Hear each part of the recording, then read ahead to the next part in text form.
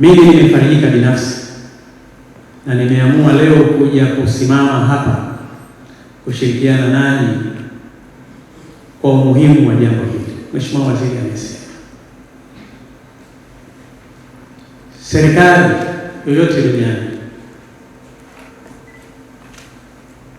wanapokuja waangalizi, aidha wawe wana malengo ya kuwekeza ama wana malengo ya kufanya kitu chochote, wanaangalia jambo la kwanza, usalama wa taarifa. Kwa hiyo sheria hii inakwenda kutupa credit nyingine Serikali ya Mapinduzi ya Zanzibar.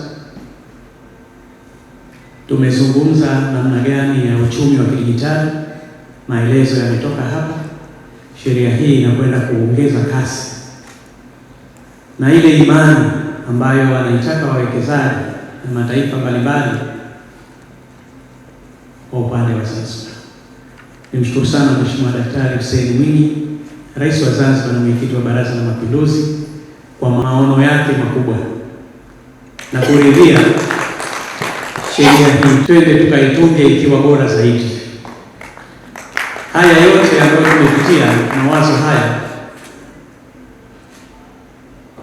na ushauri huu ambao tumeupata kutoka kwa wenzetu ni kwa lengo tu la kuhakikisha tunakwenda kuwa na sheria bora na nzuri ambayo itachukua muda kuendana na hali ya dunia ilivyo. Wenzetu wameeleza kwenye mawasilisho yao, sheria hii haitakuwa na ulinzi wa ndani tu, lakini pia itahusika na masuala yote ya kikanda, ya kitaifa na ya kimataifa. Kwa hiyo ulinzi wa taarifa hizi una mambo mengi, na nadhani huko mbele tutapata nafasi zaidi.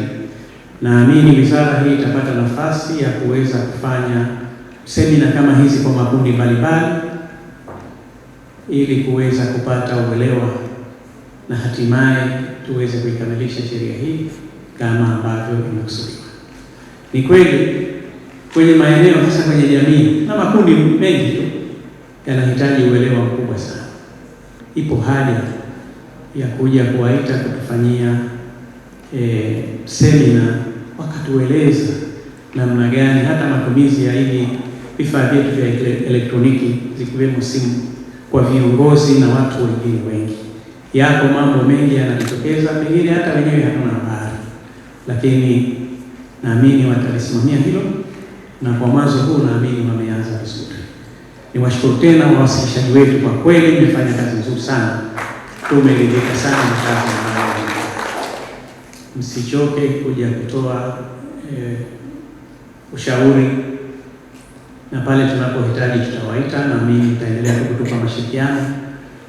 Nyinyi kule mmeshaona mengi na mmeshapata malalamiko, mmeshapata kesi nyingi, kwa hiyo zinazidi kukupeni uzoefu wa kuona namna gani ya kuweza kudhibiti na kukontrol hizi taarifa binafsi.